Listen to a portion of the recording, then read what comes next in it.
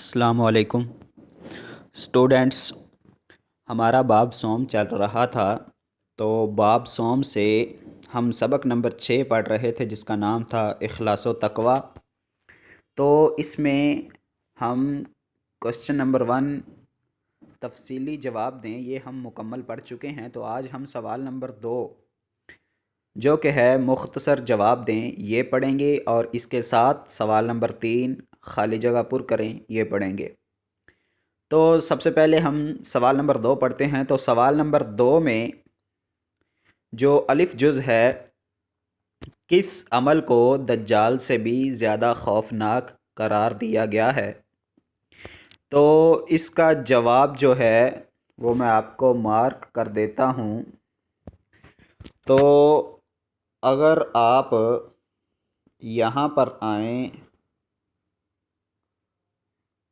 یہ جو چیز ہے وہ پیج نمبر 30 یہاں سے لے کر یہاں تک اس کا جواب ہے۔ تو یہ جملہ کیا ہے جی؟ رسول اللہ صلی اللہ علیہ وسلم نے شرک خفی کو دجال کے فتنے سے بھی زیادہ خوفناک قرار دیا۔ لیکن یہاں پر ایک لفظ کو کٹ کریں گے تو یہ آپ کا سنٹینس صحیح بنے گا، اور وہ لفظ ہے بی۔ تو اس بی کو آپ کٹ کریں گے تو جملہ اس طرح سے بن جائے گا، رسول اللہ صلی اللہ علیہ وسلم نے شرک خفی کو دجال کے فتنے سے زیادہ خوفناک قرار دیا۔ یہ اس کا آنسر ہو گیا۔ اس کے بعد پیج نمبر جو بے جز ہے، دکھاوے کی نماز کو کیا کہا گیا ہے؟ تو یہ بھی پیج نمبر 30 پہ ہی موجود ہے، اس کو بھی میں مارک کر دیتا ہوں۔ یہ ہے جی، یہاں سے لے کر یہاں تک، نہیں یہاں سے نہیں،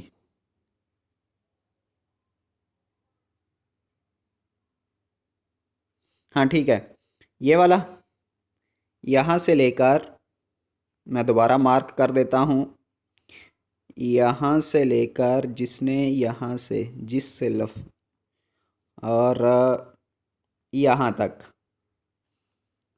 لیکن یہاں پہ آپ یہ چیز کٹ کر دو گے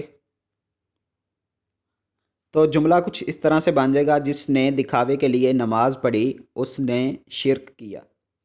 یہ اس طرح سے جملہ بنے گا، اور اس کے بعد آپ ایڈ کرو گے پس ثابت ہوا کہ دکھاوے کی نماز کو شرک کہا گیا ہے۔ تو یہ دیکھ لو سوال کیا تھا، دکھاوے کی نماز کو کیا کہا گیا ہے؟ تو جواب میں نے آپ کو بتا دیا، یہاں سے لے کر یہاں تک، اس میں سے یہ چیز آپ نے کٹ کر دینی ہے تو جملہ بن جائے گا، جس نے دکھاوے کے لیے نماز پڑھی اس نے شرک کیا، اور اس کے بعد میں نے آپ کو ایڈ کروایا پس اس ثابت ہوا کہ دکھاوے کی نماز کو شرک کہا گیا ہے۔ یہ ہو گیا اس کا جواب جی۔ اس کے بعد جیم جز ہے، ریاکاری سے کیا مراد ہے؟ تو اس سوال کا جواب کوئی کلیئر کٹ جملہ لکھا نہیں ہوا، وہ سمجھنے کی بات ہے، وہ پیچھے سبق ہم پورا پڑھتے ہیں تو وہاں سے ہمیں سمجھ آ جاتی ہے اخلاص اور تقوی والی بحث جو ہے، لیکن اس کا جملہ کیسے لکھنا ہے وہ میں نے آپ کے لیے یہاں پہ لکھ دیا، یہاں پہ سوال بھی لکھ دیا اور اس کا جواب بھی۔ سوال ہے جی، ریاکاری سے کیا مراد ہے؟ اس کا جواب میں نے لکھا ہوا ہے، ریاکاری سے مراد کسی کام کو اخلاص و تقوی کی بجائے دکھاوے کی نیت سے کرنا۔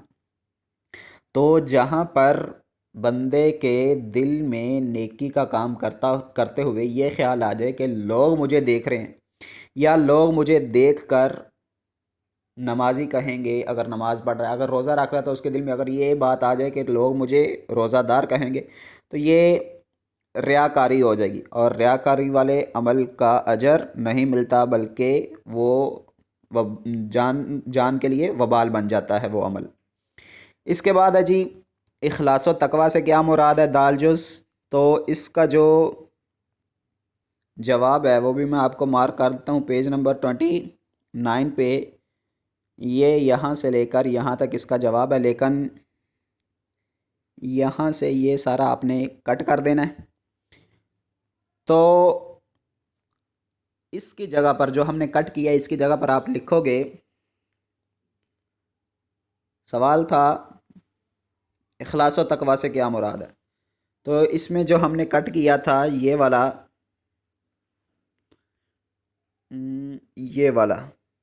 اس کی جگہ پر ہم لگائیں گے اخلاص و تقوی سے مراد یہ ہے یہاں تک، اور اس کے بعد جو بک کے اوپر الفاظ لکھے ہوئے ہیں وہ کیا ہیں کہ انسان نیکی اور پرہیزگاری بے لوث ہو کر اور اس غرض سے اختیار کرے کہ اللہ اس سے راضی ہو جائے، وہ برے انجام سے بچ جائے، اور یہ نیکی وہ کسی مفاد یا دکھاوے یا نیک نامی کے لیے نہ کر رہا ہو، مختصراً اسے ہم نیک نیتی بھی کہہ سکتے ہیں۔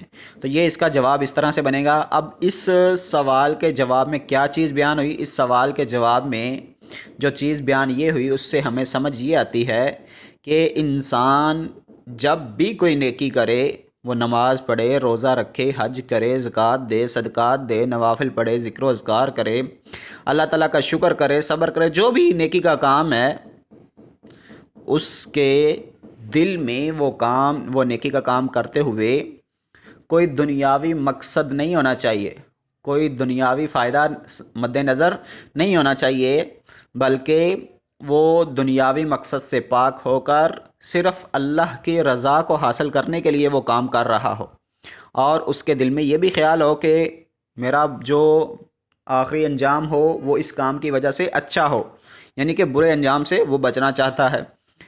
اور اگر کوئی کام نیکی کا کر رہا ہے تو اس کے دل میں یہ بات بھی نہیں آنی چاہیے کہ لوگ مجھے دیکھ کر نمازی کہیں گے یا روزے دار کہیں گے یا حاجی کہیں گے، تو یہ اس کے دل میں یہ خیال بھی نہیں آنا چاہیے۔ تو اس کے لیے ہم اخلاص و تقوی کے لیے دوسرا لفظ کیا استعمال کر سکتے ہیں؟ نیک نیتی بھی استعمال کر سکتے ہیں، جس طرح اس سوال کے اینڈ پہ اس نے بتا بھی دیا تھا۔ تو اس کے بعد جو جز ہے وہ ہے قرآن نے تمام اعمال و عبادات کا مقصد کسے قرار دیا ہے؟ تو یہ آپ پہلے پڑھ چکے ہو، پیج نمبر 30 پہ ہی موجود ہے، یہ یہاں سے یہاں تک قرآن کریم نے انسان کے تمام اعمال و عبادات کا مقصد تقوی کو قرار دیا۔ آگے اس کی وجہ بتا دی، کیونکہ جب انسان کے اندر تقوی کی صفت پیدا ہو جائے تو اس کے لیے برائی سے بچنا اور بھلائی اختیار کرنا آسان ہو جاتا ہے۔ یہ ہو گیا اس کا جواب جی۔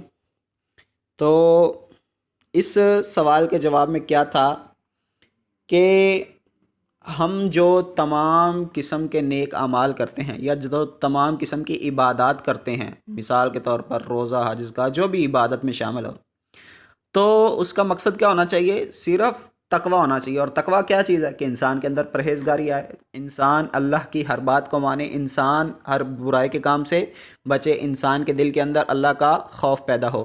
ہمارے تمام نیک اعمال کا مقصد یہ ہونا چاہیے۔ جبکہ آج ہم نیکی کا کام بھی، نماز بھی پڑھتے جاتے ہیں اور ساتھ ساتھ میں برائی بھی کرتے جاتے ہیں، جبکہ مقصد کیا تھا کہ نیکی کے کام یا عبادات کا کہ اللہ کا خوف ہمارے دلوں میں پیدا ہو جائے۔ تو اس لیے ہمیں خیال کرنا چاہیے، یا تو پھر ہمارے اعمال قبول نہیں ہو رہے، اگر قبول ہو رہے ہیں تو پھر ان کا مقصد یہ ہونا چاہیے تھا کہ ہمارے دلوں میں اللہ تعالیٰ کا خوف پیدا ہو جاتا۔ یہ سوال ہو گیا جی، سوال نمبر 2 مکمل ہو گیا۔ اس کے بعد ہے کوسچن نمبر 3، خالی جگہ پر کریں۔ اس میں الف جز ہے اللہ تعالیٰ دلوں کی باتیں اچھی طرح ڈیش ہے۔ تو یہ اس کے اندر کیا لفظ آئے گا اس خالی جگہ میں؟